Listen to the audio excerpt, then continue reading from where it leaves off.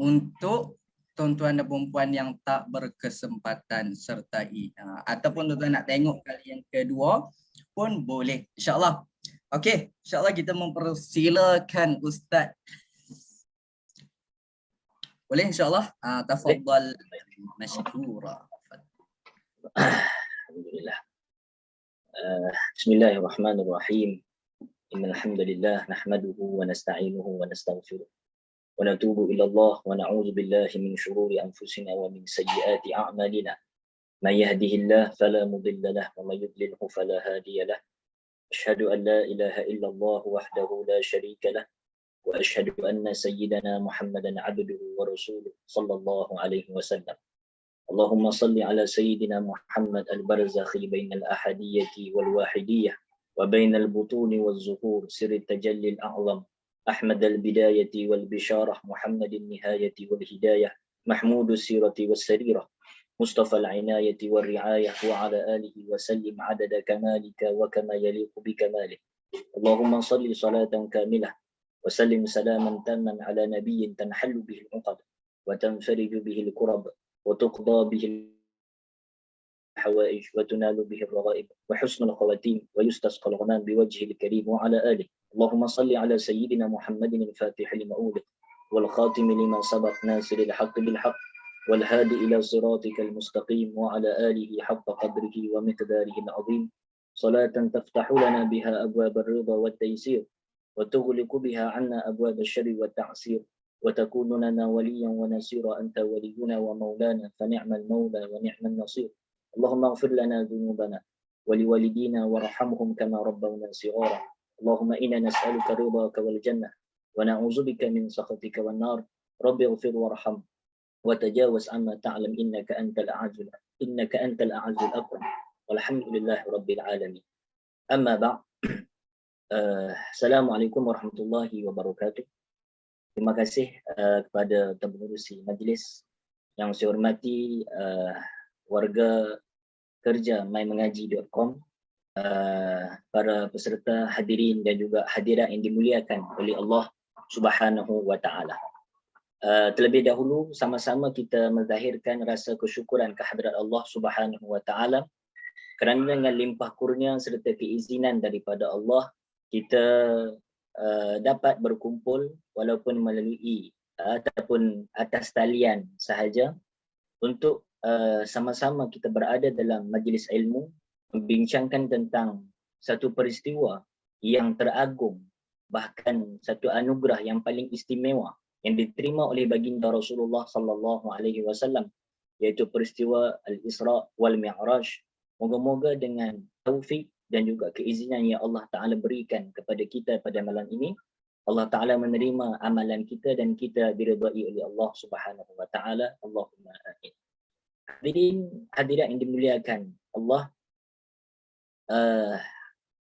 apabila kita melalui setiap hari daripada hari-hari kebesaran dalam Islam, sebagai contoh Isra wal Mi'raj, Maulidur Rasul dan sebagainya, apabila kita melalui hari kebesaran tersebut, maka sebelum kita pergi lebih jauh, kita perlu mendatangkan dua perasaan. Sebelum kita pergi lebih jauh, nak bagi kuliah ke, nak buat kenduri makan ke, bersyukuran sebenarnya Isra Mi'raj ke apakah, sebelum daripada itu dua perasaan yang wajib kita rasa dalam hati kita. Apa dia dua perasaan tersebut? Yang pertama, Allah Ta'ala berfirman dalam surah Yunus yang berbunyi qul bi fadlillahi wa bi rahmatihi fabidzalika falyafrahu huwa khairum mimma yajma'un.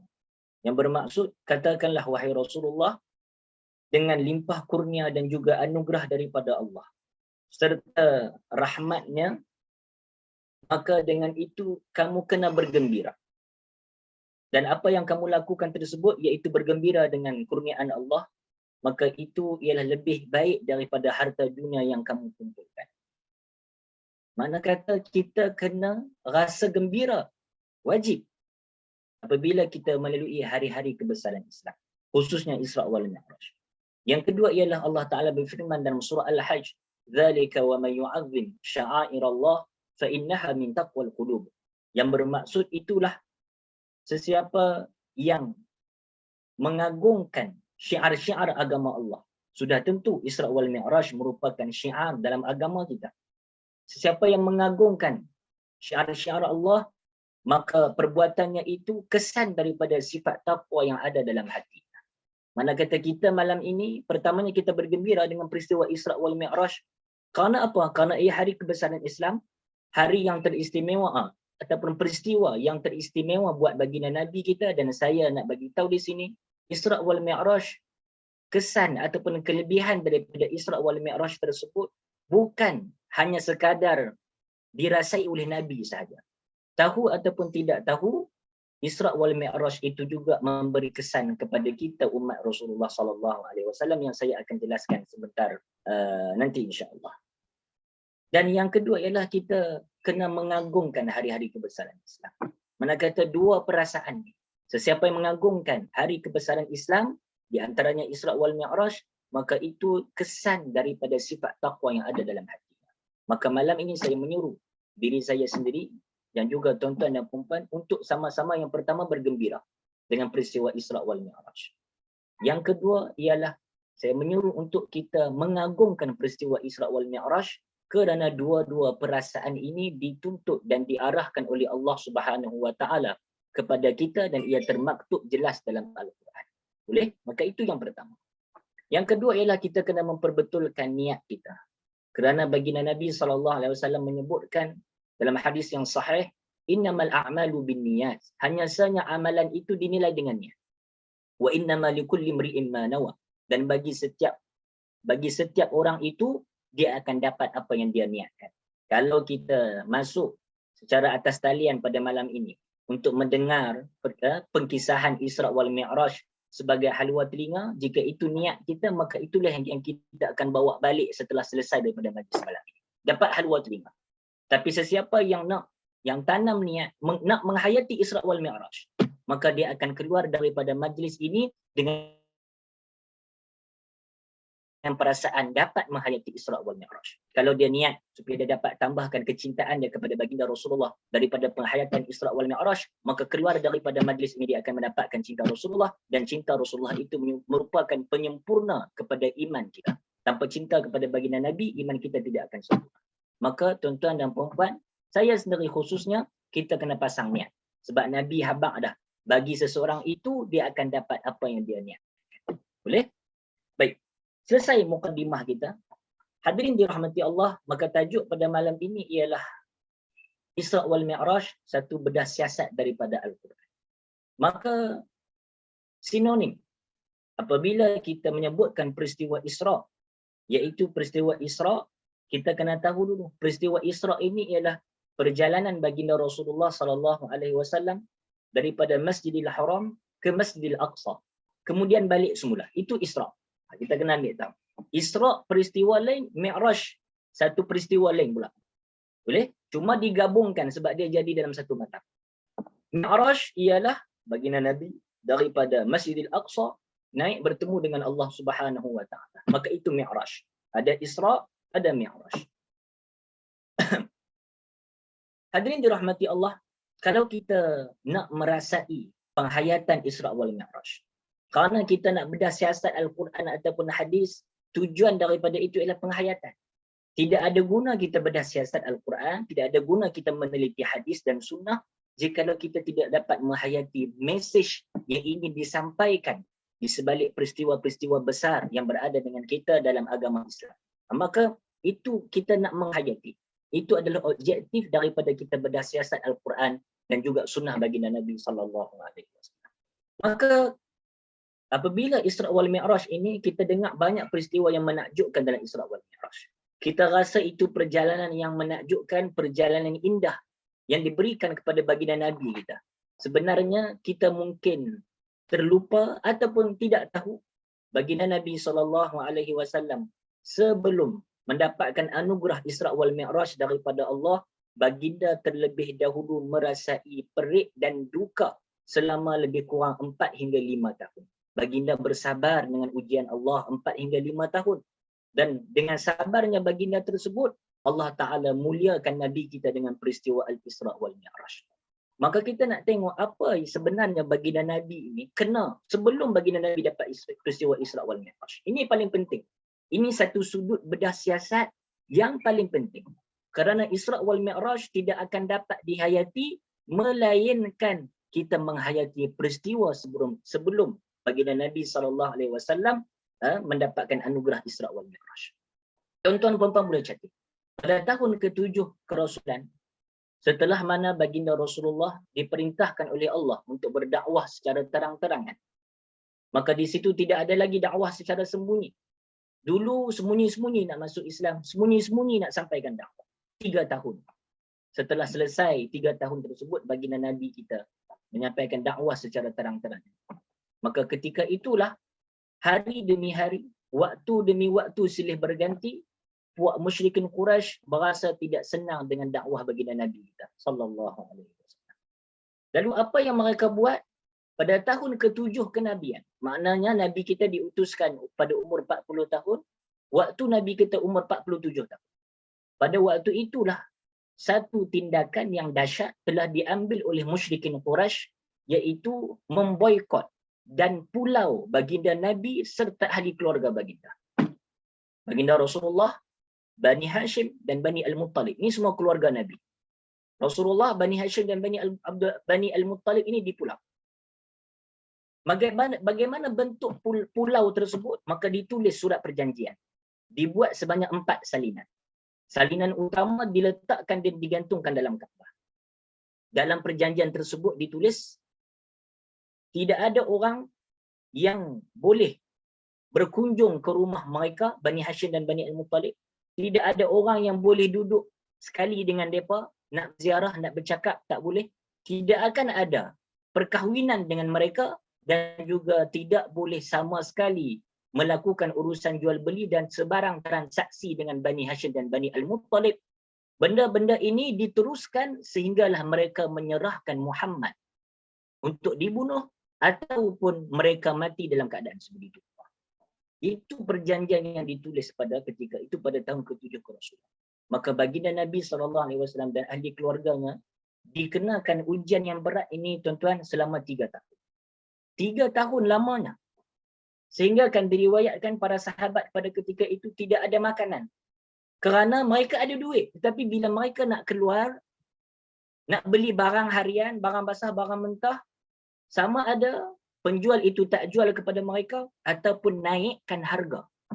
Tak bagi mereka beli sampai harga tu tak munasabah. Maka sehingga diriwayatkan para sahabat pada ketika itu hanya makan daun pokok dan ranting kayu sahaja. Demi mengalas perut, demi untuk menyelamatkan nyawa mereka sepanjang tempoh boikot secara besar-besaran tersebut yang memakan masa selama 3 tahun lama.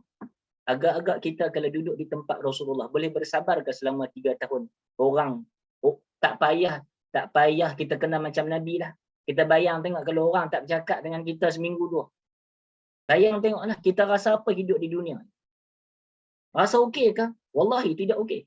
Betul tak? Kita akan rasa berat, akan rasa satu macam satu kesedihan. Bayangkan tengok Nabi kita bersabar 3 tahun dengan ujian Allah. Kalau sebab itu kalau nak belajar sabar, belajar daripada baginda Nabi SAW. Boleh? Tak apalah. Satu ketika baginda Nabi bagi tahu dekat pak menakan dia Abu Talib. Pak menakan dia kata, wahai bapa saudaraku, Allah telah memberikan khabar kepadaku, sesungguhnya surat perjanjian yang ditulis di dalam Kaabah tersebut, yang digantungkan dalam Kaabah itu, kesemuanya telah dimakan anak-anak dan musnah, kecuali perkataan Bismikallahumma, iaitu dengan nama Allah. Orang Arab jahiliah dulu, walaupun Islam tak mai lagi ataupun dia tak terima Islam, tapi dia masih guna juga dengan nama Allah tu dia guna. Jadi Nabi kata surat tu telah hancur dimakan anak-anak, yang tak kena, yang selamat Bismikallahumma. Pak menakanku, pilah tengok. Betul ke? Pilah tengok perkara tersebut Nabi kita kata. Abu Talib ini dia percaya kepada anak menakan.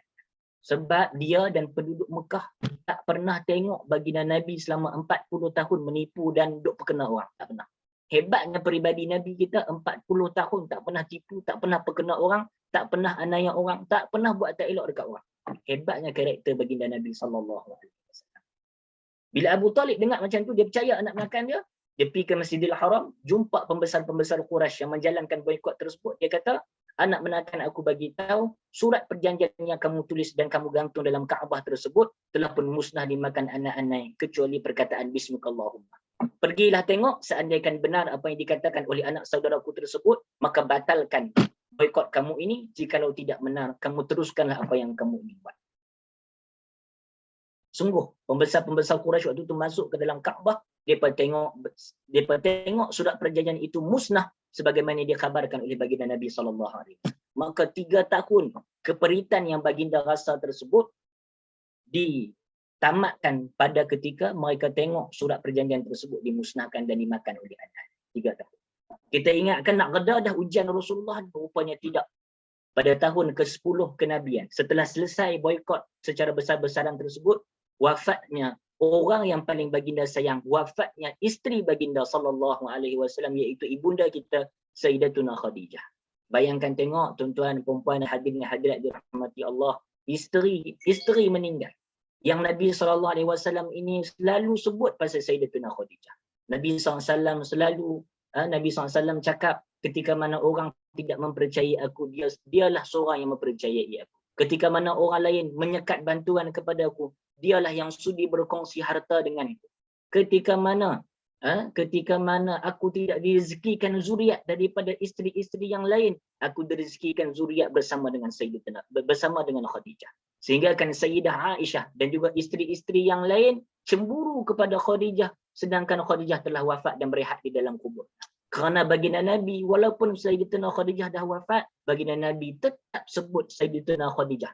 Kalau makan makanan yang sedap, Nabi akan kata, makanan ni aku pernah makan dengan Khadijah dulu. Kalau Nabi buat sembelihan, Nabi akan bungkus siap-siap dah bahagian ni untuk kawan-kawan Khadijah. Khadijah.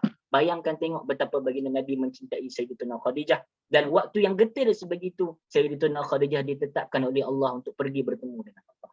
Bayangkan tengok perasaan Nabi, baru lepas kena boikot 3 tahun. Setelah pada itu beberapa bulan, wafat pula pak menakan dia. Pak menakan baginda Nabi SAW, Abu Talib. Yang Rasulullah sebut, aku tidak pernah menerima satu tentangan yang hebat dan dahsyat daripada Quraisy melainkan setelah perginya pak menakan aku, Abu Talib. Sehingga kau Rasulullah bila dia semayang setelah kewafatan Abu Talib di Masjidil Haram, maka ditaburkan ataupun orang Kedah kata lumok, dilumokkan kepala baginda Rasulullah ini dengan tanah pasir. Rasulullah sempurnakan semayang, balik ke rumah, anak dia tengok kepala Rasulullah ni penuh dengan tanah dan juga pasir. Sambil-sambil itu anak Rasulullah sapu, bersihkan kepala ayahandanya, dan sambil itu anak dia menangis. Tengok bagaimana ayah dia ini, anak Rasulullah menangis. Tengok sebagaimana ayah dia ini diperlakukan oleh musyrikin Quraisy pada ketika itu. Dan Nabi SAW sebut, sabarlah anakku, jangan menangis. Allah yang akan mempertahankan ayah. Allah yang akan mempertahankan ayah kamu. Pergi pula ke Taif. Kita semua tahu peristiwa ke Taif. Bagaimana Nabi SAW di Taif. Baginda Nabi ingin mendapatkan bantuan daripada Taif untuk mendapatkan kelancaran untuk berdakwah. Tapi bila pergi ke Taif, orang kata dekat Nabi kita, yamrutu siyabul Ka'bah in kana Allahu arsalah. Nabi, wahai Muhammad, terkoyak kelambu Kaabah itu lebih ringan daripada Allah jadikan kamu seorang Nabi. Rupa-rupanya mereka juga tak percaya dekat baginda Nabi kita. Tuan-tuan, perempuan boleh bayang tak? Kita kalau orang tak percaya dekat kita sedangkan kita cakap benda betul. Boleh bayang tak perasaan tu macam mana? Itulah yang baginda Rasulullah rasa. Sebab tak cukup dengan itu, kita semua tahu Nabi duduk di Taif 10 hari. Waktu baginda Nabi duduk 10 hari itu, baginda Nabi giat berdakwah sampaikan Islam. Tak ada seorang pun yang ikut. Tak cukup dengan itu, dia buat 2 barisan kiri kanan Rasulullah, masing-masing pakat baling batu sambil duk caci baginda Rasulullah SAW. Baling batu, Zaid bin Harisah halang supaya batu tersebut tidak terkena Rasulullah tetap luka dan juga Zaid tetap luka. Waktu itulah Rasulullah sedih, Rasulullah berehat di satu kebun anggur. Kita semua biasa dengar doa Rasulullah, Allahumma inni ashku ilaika an dha'fi quwwati. Ya Allah, ini satu doa yang agak panjang, tetapi dalam doa ini Rasulullah luahkan perasaan sedih dia. Rasulullah luahkan perasaan duka citanya terhadap Allah. Kata Rasulullah, ya Allah, kepada kamulah aku mengadu tentang lemahnya kudrat dan perancanganku. Ya Allah, kepada kamulah aku mengadu. Betapa aku hinanya di hadapan mata manusia. Ya Allah, adakah kepada kejauhan kamu biarkan aku? Ataupun kamu biarkan musuhmu untuk menguasaiku? Doa yang panjang, Rasulullah nak habaq dia letih, Rasul nak habaq dia duka cita. Daripada situ kita tahu dah tekanan emosi yang Rasulullah hadapi. Nampak? Sehingga kan setelah selesai daripada Taif, bila mereka nak balik ke Mekah, Rasulullah dan Zaid nak balik ke Mekah, Zaid tanya Rasulullah, "Ya Rasulullah, bagaimana kamu nak balik semula ke Mekah? Sedangkan sedangkan mereka ini tidak mahu kepada kamu. Mereka mengusir kamu. Bagaimana kita nak balik ke tempat kita?" Bayangkan tengok kalau kita duduk di tempat Rasulullah itu, orang orang tanya dekat kita. Contoh kita pergi mengaji luar, balik-balik orang kampung kata, orang tak mau dah hang duduk tanah ni. Orang tak terima dah hang boleh pergi tak lain lah. Bayang tengok perasaan. Itulah saya nak bagi tahu. Peristiwa-peristiwa tersebut ini penting untuk kita menghayati Isra wal Mi'raj. Sebab kita tahu betapa tertekannya dan Nabi merasai tekanan emosi ketika mana mendapatkan tentang ketika mana baginda menyampaikan ajaran dakwah. Kesedihan Nabi SAW itu apabila Nabi melihat Mekah dan juga Taif ini terasa begitu sempit untuk baginda menyampaikan dakwah, maka diberikan Isra wal Mi'raj kepada baginda Rasulullah. So olah-olah Isra wal Mi'raj ini Allah Ta'ala nak bagi tahu kepada kita ataupun kepada Rasulullah, wahai Rasulullah, seandainya muka bumi ini sudah sempit untuk menerima kamu, maka janganlah risau. Kamu sebenarnya memang dialu-alukan dan diraikan kedatangan kamu di langit. Maka itulah Isra wal Mi'raj. Itu boleh faham lah. Maka itu sebab baginda mendapatkan peristiwa Isra wal Mi'raj daripada Allah Subhanahu wa Ta'ala. Hadirin dirahmati Allah, kita ringkaskan. Apabila berlakunya Isra, Allah Subhanahu wa Ta'ala menghikayatkan peristiwa Isra ini dalam surah Al-Isra ayat pertama. Subhanalladzi asra bi'abdihi lailan minal masjidil haram ilal masjidil aqsa alladzi barakna haulahu linuriyahu min ayatina innahu huwas samiul basir. Jelas peristiwa Isra disebut dalam Al-Quran. Maka daripada situ, kalau kita nak bedah siasat ayat tersebut, sesiapa yang ada orang ni macam-macam passion. Pasal apa macam-macam passion? Ada tak percaya peristiwa Isra? Tak percaya. Maka apa hukum orang yang tidak percaya kepada peristiwa Isra? Maka hukumnya ialah kafir. Sebab apa kafir terkeluar daripada Islam? Sebab dia bukan sahaja menafikan peristiwa itu, tetapi dia menafikan satu ayat daripada ayat Al-Quran. Itu sebab dia. Orang yang mengingkari peristiwa Isra, hukumnya kafir. Sementara, orang yang mengingkari peristiwa Mi'raj, dia percaya ada Isra, tapi Mi'raj ni kata, aku tak pernah percaya lah. Kalau ada orang macam itu, maka dia tidak dikategorikan sebagai orang kafir. Sebab apa? Sebab Mi'raj ini tidak disebut jelas dalam Al-Quran. Boleh faham lah? Peristiwa Mi'raj tidak disebut secara jelas dalam Al-Quran. Ia disebut dalam hadis. Sementara Isra, peristiwanya disebut jelas dalam Al-Quran. Maka orang yang tidak percaya kepada peristiwa Mi'raj dihukumkan sebagai ahli bid'ah. Ahli bid'ah ni orang yang buat dosa besar, orang yang tak ikut ajaran agama betul-betul, tak boleh, kalau semayang belakang dia pun tak dapat pahala. Itu ahli bid'ah. Boleh faham lah? Ada dua hukum di situ. Ini kita nak bedah siasat hukum daripada Al-Quran.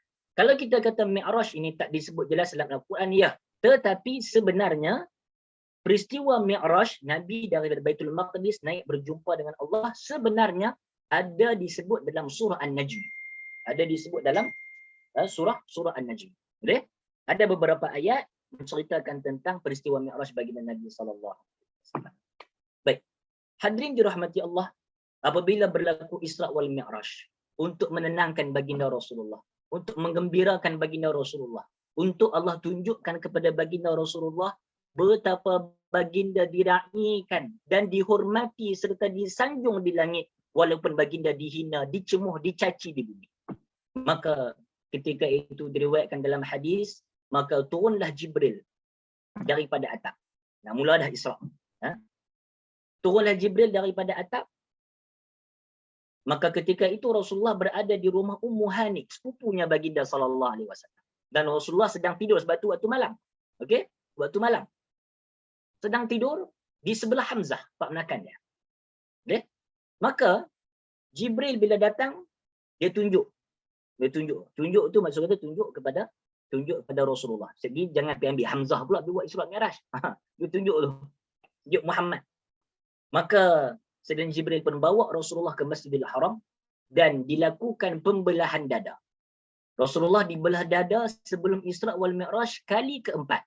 Kerana sepanjang 63 tahun hayat baginda, Rasulullah dibelah dadanya sebanyak 4 kali. Kali yang terakhir sebelum peristiwa Isra wal Mi'raj. Maka dikeluarkan jantung baginda Nabi SAW, dibasuh dengan air Zam-Zam serta diletakkan kembali di tempatnya, dimasukkan iman, dimasukkan hikmah, dimasukkan keyakinan dalam hati baginda Nabi SAW untuk baginda menempuh perjalanan yang sangat menakjubkan dan ajaib yang tidak pernah berlaku kepada seorang pun makhluk Allah Subhanahu wa taala. Maka persediaan. Sebab itu kita jangan terikut dengan puak-puak Wahabi. Ini pun kita kena bedah siasat juga. Pasal apa? Sebab pasal ini baru-baru ni saya dengar. Mereka kata Rasulullah ni manusia, cuma dia Nabi. Lepas tu mereka pun baca, bedah siasat bedah Quran. Dia baca ayat apa? Qul innama ana basyarum mislukum. Ayat surah Kahfi. Betul tak? Dia baca habis dekat tu je. Katakanlah wahai Rasul, hanya saja aku ini manusia macam kamu juga. Sama. Baginda Nabi ni manusia sama macam kita. Cuma dia ni Nabi. Geng Wahabi disebut macam tu. Dia cuba untuk masukkan dalam minda tuan-tuan dan puan-puan ini, kata Nabi ni manusia macam kita juga. Sama. Sama. Samakah hadirin dirahmati Allah? Ayat itu mereka tak kontinu sampai habis. Tak aci baca Quran macam tu. Tak aci. Maka tak faham Quran. Qul innama ana basyarum mislukum yuha ilayya. Katakanlah wahai Rasulullah, hanya sahaja aku ini adalah manusia macam kamu, akan tetapi aku diwahyukan oleh Allah. Apa maksud tu hadirin hadirat dirahmati Allah? Bagaimana orang yang diwahyukan ni? Kita baca juga dalam Quran, betul tak? Apa dia?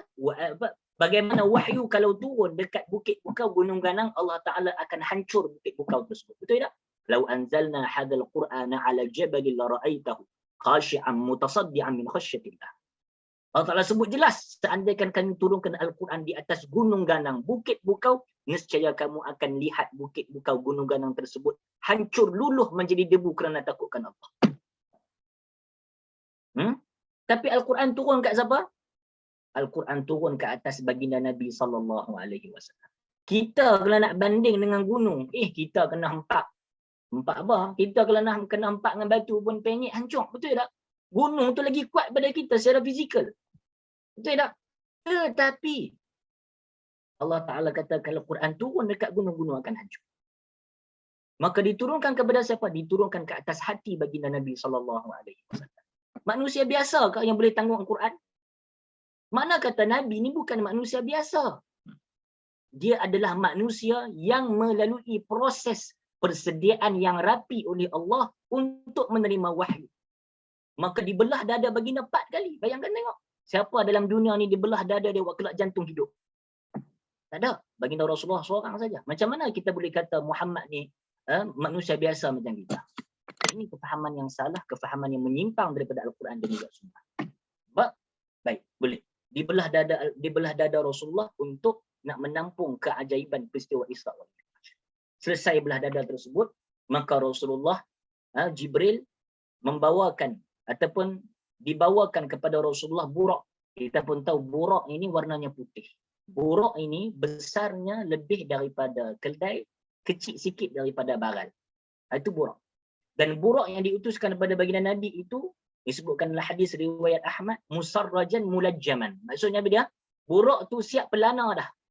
Tempat duduk kan, pelana, dan juga telah siap tali dah. Memang dibawakan khas untuk bawa Nabi kita untuk perjalanan Isra. Boleh? Dan Rasulullah SAW bila nak naik burak tersebut, burak tu macam liang, payah nak naik.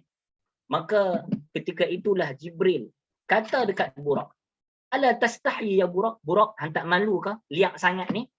Demi Allah, tidak ada makhluk yang lebih mulia daripada dia yang akan menunggang kamu, wahai burak.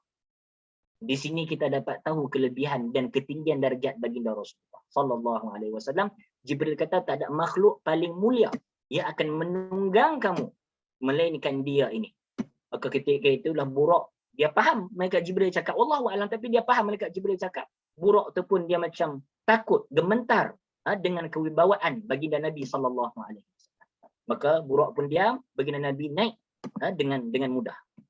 Sudah itu hadirin dirahmati Allah. Nabi SAW bagi tahu dekat kita, Buraq ni laju dia macam mana. Nabi SAW sebut Buraq ini apa dia? Yad'u hafirahu 'inda muntaha tarfi.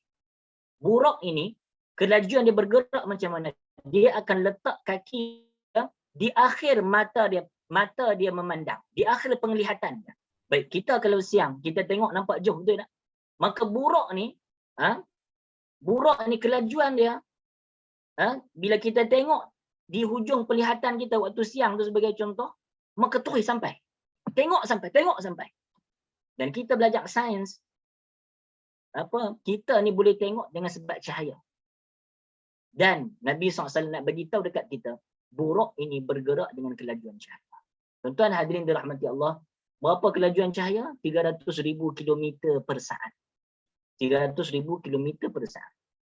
Sebab tu matahari walaupun jauh beribu kilometer daripada bumi, cahaya dia boleh sampai dekat bumi ni berapa saat saja. Kelajuan cahaya tu 300,000 km sesaat. Maka itulah kelajuan Buraq. Nabi bagi tahu dah. Baik, kita bedah siasat daripada Al-Quran. Apa dia? Apa yang pelik daripada sini? Agak-agak tuan-tuan apa yang pelik daripada apa yang saya sebut. Yang peliknya ialah sebab kita tahu kalau kita nak bergerak laju macam cahaya, kita kena jadi cahaya. Betul tak? Boleh tak kita lah ni bergerak dengan kelajuan cahaya? Tak ada siapa boleh. Selagi mana dia tak tukar jadi gelombang cahaya tersebut, maka dia tak akan boleh bergerak dengan kelajuan cahaya. Tapi yang ajaibnya peristiwa Isra' dan Mi'raj ini, apa dia ajaibnya? Ajaibnya ialah baginda Nabi bergerak dengan kelajuan cahaya tanpa jasad Nabi terurai menjadi gelombang. Nabi boleh bergerak dengan kelajuan cahaya 300,000 km per saat ketika mana peristiwa Isra'. Tapi Nabi badan dia tak terurai, tak pecah jadi gelombang. Tetap objek legap macam ni lah. Ajaib dan Isra', kalau kita rasa ajaib, alhamdulillah. Tapi jangan rasa pelik. Sebab apa? Sebab Allah Ta'ala sebut dah berdasarkan dari Al-Quran. Subhanalladzi asra bi'abdih lailan. Maha suci Allah yang memperjalankan hambanya Rasulullah. Kalau Allah yang bagi Rasulullah jalan, yang izinkan Rasulullah jalan, jangan pelik kalau Rasulullah jalan dengan kelajuan cahaya 300,000 km per saat dan badannya tidak terurai menjadi gelombang. Jangan pelik kerana Muhammad bukan jalan dengan seorang dia. Muhammad dijalankan oleh Allah Subhanahu wa taala. Sebab tu Allah Taala kata subhanalladzi, maha suci Allah. Kita kalau sebut subhanallah ni bila hadirin hadirat, kita akan sebut subhanallah ni bila kita kagum, betul tak? Subhanallah besar je rumah dia. Subhanallah besar sungguh kereta dia, betul tak? Kita kagum. Maka itulah peristiwa Isra' nak bagi tahu dekat kita supaya ada perasaan kagum. Kagum sebab apa? Nabi boleh bergerak dengan kelajuan cahaya, tetapi badan Nabi stay macam ni, kekal, tak terurai menjadi gelombang. Itulah kehebatan peristiwa Isra'. Subhanalladzi asra bi'abdih. Maha suci Allah yang memperjalankan hambanya Rasulullah sallallahu alaihi wasallam. Bukan Rasulullah berjalan sendiri. Maka jangan pelik kalau tak kena dengan logik sains, kerana Allah berkuasa di atas setiap sesuatu. Itulah Isra' yang kita nak bedah siasat daripada Al-Quran. Boleh? Kemudian dalam ayat tu dia, di akhir ayat tu Allah Ta'ala sebut innahu huwas sami'ul basir. Sesungguhnya dia. Ini kalau tuan-tuan ada Quran, tuan-tuan boleh tengok satu persatu yang saya sebut. Ajaib. Inilah kita nak buat ni. Kita nak faham Isra' daripada Al-Quran. Allah Ta'ala sebut innahu huwas sami'ul basir. Sesungguhnya dia maha mendengar lagi maha melihat. Saya nak tanya siapa dia? Dia dekat situ siapa dia? Innahu huwas sami'ul basir. Kita main mengaji ni, main mengaji.com. Kita kena ni. Kita kena mengaji, kena teliti. Innahu, sesungguhnya dia maha mendengar dan maha melihat. Saya tanya, dia itu siapa dia? Dia tu merujuk kepada siapa? Dalam ayat surah Al-Isra ayat 1. Tuan-tuan boleh tulis dekat chat pun tak apa kalau tak mau jawab berdepan. Bagi dah satu jawapan. Kita saya tak terus ya. Banyak lagi benda-benda best kita nak cerita Isra Mi'raj. Dia tu siapa dia? Innahu huwas samiul basir. Pengakhiran ayat pertama. Sesungguhnya dia maha mendengar lagi maha melihat. Siapa dia? Dia tu. Allah. Okey, baik. Betul jawapan tu, alhamdulillah. Tapi ulama sebutkan sesungguhnya dia itu boleh merujuk kepada Allah macam yang tuan-tuan jawab, juga boleh merujuk kepada Rasulullah.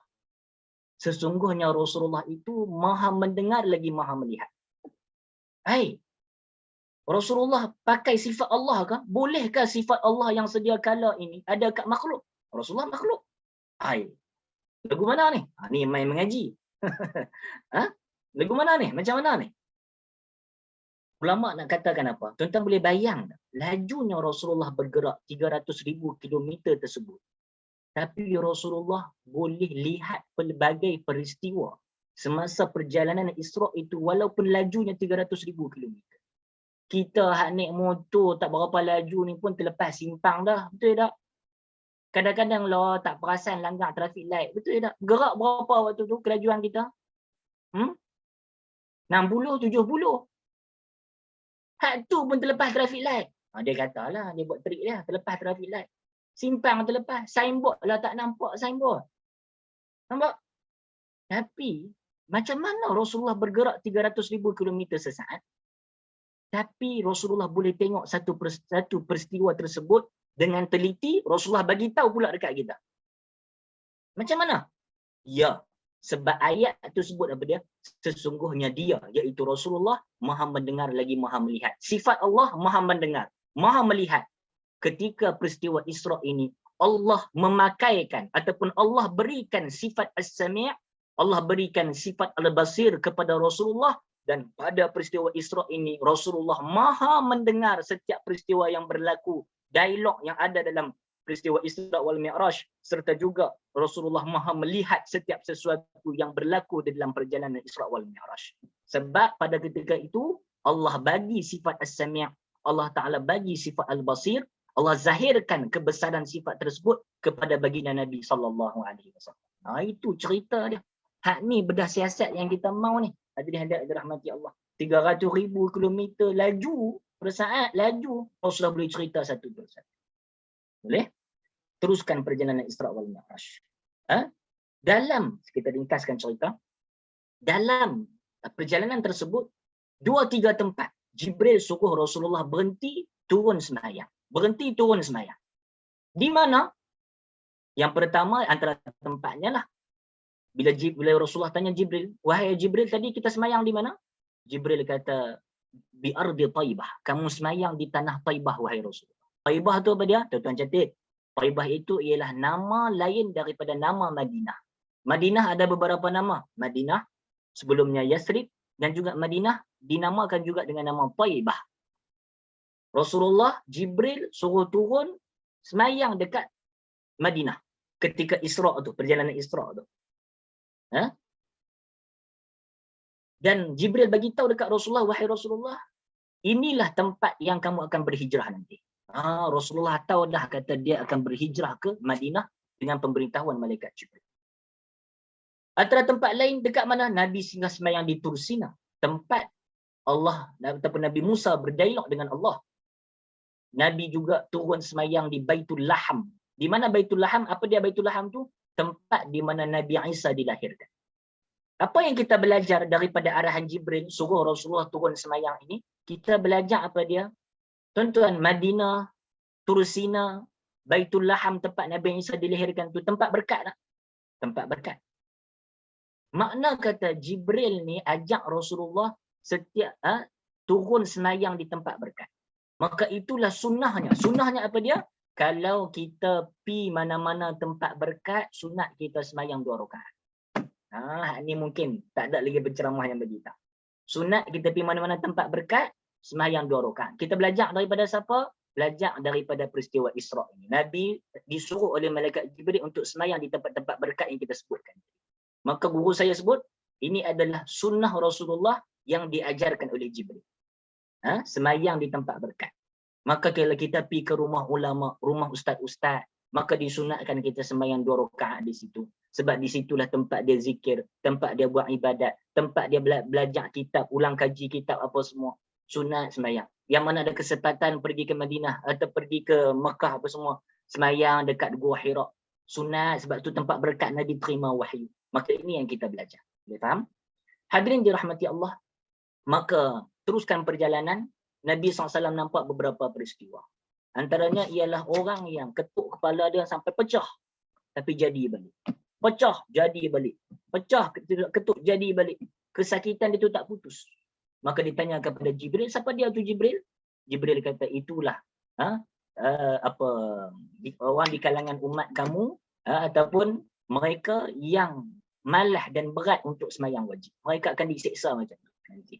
Nampak lagi ada orang yang bawa kayu dipikul kayu dekat belakang. Tak boleh jalan tapi duk tambah lagi. Tak boleh jalan, duk tambah lagi. Maka dikatakan pada Rasulullah, itulah orang yang ada amanah tak tertunai pun, tetapi dia nak lagi jawatan, dia nak lagi amanah. Dia akan diazab macam tu. Rasulullah nampak peristiwa-peristiwa. Dalam peristiwa tu juga ada seorang perempuan kelui Rasulullah. Nabi, hai Rasulullah, perempuan tu cantik, penuh perhiasan. Dikhabarkan dalam hadis. Tapi Rasulullah tak kalih. Rasulullah tak menyuk ya. Maka ditanya pada Jibril, wahai Jibril, siapa perempuan tadi itu? Siapa yang panggil aku tu? Maka Jibril kata, itu adalah dunia. Dalam peristiwa Isra' ni, Allah Ta'ala dia symbolize. Dia simbolikkan dunia ini dengan wanita yang cantik. Dia simbolikkan dunia ini dengan wanita yang cantik. Mana kata dunia ni, kalau orang tengok dengan perhiasan yang terpukau dengan dunia. Maka Jibril kata, wahai Rasulullah, itulah dunia yang seru kamu, yang panggil kamu. Kalau kamu jawab, wahai Rasulullah, nescaya umat kamu akan memilih dunia daripada akhirat. Nampak tak? Kalau Nabi pilih untuk menyut ya dekat perempuan tadi tu, kita ni takkan mai dah, takkan buat dah majlis macam ni. Sebab semua akan cari dunia lebih daripada akhirat. Mai mengaji doktor pun takkan ada di atas dunia. Kalau Rasulullah menyut. Kalau Rasulullah menyut. Nampak tak? Nasib baik Rasulullah tak menyut. Tegar Rasulullah tak menyut ni pun ramai umat dia telah termakan dengan fitnah dunia. Betul tak? Orang nak jadi syirik, dia tak jadi syirik saja-saja. Betul tak? Dia syirik sebab dunia. Betul tak orang Melayu kita buka kedai sebelah laku, kedai dia tak laku. Dia buat apa? Dia santau kedai sebelah tu. Betul tak? Dia tabuklah apa yang patut. Mana kata dia telah berlaku syirik sebab apa? Sebab dia nampak habuan dunia. Dia dapat kurang, kawan dia dapat lebih. Disebabkan dia termakan dengan dunia, iman dalam hati dia telah dicabut oleh. Telah dicabut disebabkan perbuatan dia. Bahaya tak kalau kita ni melebihkan dunia dari akhirat? Bahaya. Mati tanpa iman. Nasib baik Nabi ni tak menyut dekat perempuan tadi tu. Kalau menyut mampus kita semua. Masjid tak ada orang lah. Kalau Nabi menyut daripada peristiwa Isra' wal Mi'raj. Nampak tak? Ini. Sebab tu kita kata, ini bukan cerita pasal Nabi saja. Dia ada kaitan dengan kita Isra' wal Mi'raj. Boleh? Saya ringkaskan cerita sampai di Baitul Maqdis, maka Nabi kita dipilih oleh Allah, ditetapkan oleh Allah untuk menjadi imam kepada para Nabi dan Rasul yang diutuskan sejumlah 124,000 orang. Yang mai dengan ruh, Nabi-Nabi yang wafat mai dengan ruh, sementara Nabi yang masih hidup, contohnya Nabi Isa, datang dengan jasad baginda sendiri, sembahyang di Baitul Maqdis, yang berimamkan baginda Nabi SAW. Boleh? Nampak? Maka di sini terzahirlah kepenghuluan baginda Rasulullah SAW. Penghulu. Memang baginda ini betul sabdaan baginda, ana sayyidu walidi Adam. Aku adalah ketua kepada anak Adam.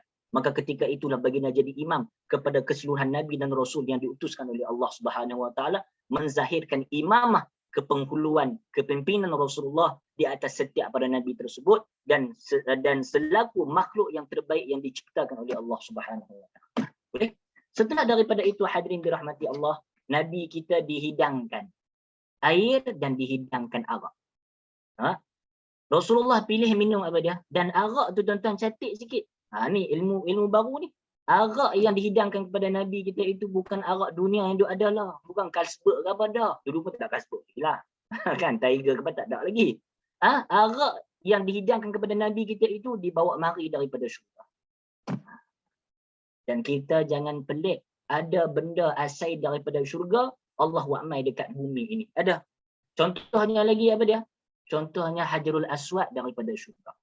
Memang syurga asal Allah Ta'ala turunkan di bumi, dan Nabi Ibrahim ambil Hajarul Aswad dengan tangan dia letak dekat Kaabah. Apa dia lagi tuan-tuan? Nabi SAW sebut ma baina baiti wa minbari rawdatun min riyadil jannah. Hadis sahih riwayat Al-Bukhari. Baginda Nabi sebut apa dia? Antara rumahku dan mimbarku rawdah, satu taman daripada taman-taman syurga. Tetapi kat Madinah, masjid Nabi ada rawdah, betul tak? Rawdah tu orang kata apa? Taman syurga. Apa kata ulama? Apa maksud hadis Nabi antara rumahku dengan mimbarku taman syurga? Maksudnya ulama kata memang tanah rawdah itu asal daripada syurga. Allah buat turun, letakkan dekat tempat rawdah tersebut. Memang daripada syurga rawdah tu. Tuan-tuan pijak rawdah tu semayang kat situ. Tuan-tuan semayang di tanah syurga. Memang jelas Nabi sebut antara rumahku dan mimbarku taman daripada taman-taman syurga. Tuan-tuan semayang yang ada kesempatan semayang di Madinah kat masjid Nabi itu bertuah, terlampau bertuah kerana tuan-tuan perempuan sudah semayang di tempat yang asalnya daripada syurga Allah Subhanahu Wa Taala. Dan para ulama menyebutkan apa maksud hadis Nabi itu, ya, maksudnya juga ialah raudhah itu sesiapa yang beribadat dalam raudhah, maka pahala yang dia akan dapatkan itu akan mewajibkan dia masuk ke syurga Allah. Besarnya pahala tu sampai buatkan dia masuk ke dalam syurga. Satu lagi maklumat saya nak bagi kat tuan-tuan perempuan pada malam ini. Mungkin kita juga tak biasa dengar. Nabi SAW sebut sembahyang di Masjidil Haram akan dapat gandaan pahala sebanyak 100,000 pahala. Di Masjidil Haram. Orang baca hadis ni dan orang pun ibadat dekat Masjidil Haram Mekah ni lagi besar pahala dia daripada Madinah. Tapi orang terlupa satu hadis lagi. Nabi berdoa kepada Allah. Ketika mana Nabi berada di Madinah, Nabi berdoa kepada Allah, ya Allah, engkau jadikanlah ganjaran di Madinah ini 2 kali ganda daripada ganjaran Mekah. Makna kata kalau sesiapa yang sembahyang di Masjidil Haram 100,000, betul tak? Tapi siapa yang sembahyang dekat masjid Nabi dikalikan dengan 2. Sebab Nabi doa supaya dikalikan 2 kali ganda pahala orang Madinah dapat. Yang beribadat kat Madinah. Makna kata kalau sembahyang dekat masjid Nabi dapat 200,000 kali pahala. Lebih daripada Masjidil Haram. Dan tuan-tuan, itu masjid, sembahyang di masjid Nabi secara umum dapat 200,000 kali pahala, 200,000 kali ganda, 200,000 pahala. Orang yang beribadat di Raudhah, pahala dia lebih daripada 200,000 tersebut. Besar lagi pahala. Itu yang dimaksudkan tu. Di antara rumahku dan mimbarku ini taman daripada taman-taman syurga. Saja kita selit sedikit supaya kita tak pelik. Memang ada benda asal daripada syurga, Allah bawa mari ke bumi ini. Boleh nah hadirin dirahmati Allah.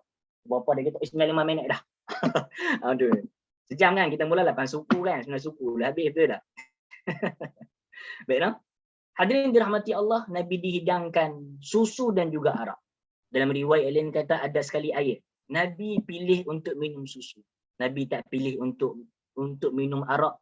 Walaupun arak itu memang menjadi minuman yang sedia rasmi di masyarakat Arab jahiliah dulu. Tapi Nabi tak ada. Kok-koklah Nabi nak terasa, geng-geng jahiliah ni pakat dia minum arak, aku nak terasa tengok. Boleh tak macam tu? Boleh. Dan memang halal. Arak daripada syurga. Tapi Nabi tak pilih arak, hadirin dirahmati Allah. Nabi pilih susu. Bila Nabi pilih untuk minum susu, sebelum dia nak mi'raj tersebut, Jibril kata, ikhtartal fitrah ya Rasulullah. Ya Rasulullah, kamu telah memilih fitrah. Apa dia fitrah? Islam. Maka di dalam peristiwa Isra' tersebut, Allah Ta'ala sekali lagi, Allah Ta'ala simboliskan. Susu itu disimbolkan dengan Islam. Islam itu disimbolkan dengan susu. Disimbolkan dengan susu. Bila Nabi pilih untuk minum susu, Nabi pilih Islam untuk umat dia. Nabi pilih hak elok dekat kita. Sebab Jibril kata, kalau kamu pilih arak ya Rasulullah sallallahu alaihi wasallam, maka umat kamu akan terpesong dan menyeleweng. Keseluruhan umat kamu akan terpesong dan menyeleweng. Tak ada di antara umat kamu yang akan ikut ajaran kamu ya Rasulullah. Maka Rasulullah ni pilih, tuan-tuan bayang tengoklah. Rasulullah dalam peristiwa Isra' wal Mi'raj ini dia pilih yang terbaik untuk kita. Nampak tak? Dalam dia dapat anugerah daripada Allah. Isra' Mi'raj ini khusus untuk baginda Nabi. Tapi baginda Nabi tak lupa dekat kita. kita tak selawat dekat Rasulullah. Tak kenal sangat hadirin-hadirat rahmatullah. Kita kalau seronok sikit, kita lupa habis orang. Tapi tidak Rasulullah. Dia tak lupa kita langsung. Dalam nak pilih, nak bagi dia, nak minum pun dia pilih sesuatu yang kena elok sempurna pada umat. Sallallahu alaihi. Biasa Nabi kita. Nampak tak? Baik. Seterusnya Mi'raj. Kita cuba ringkaskan.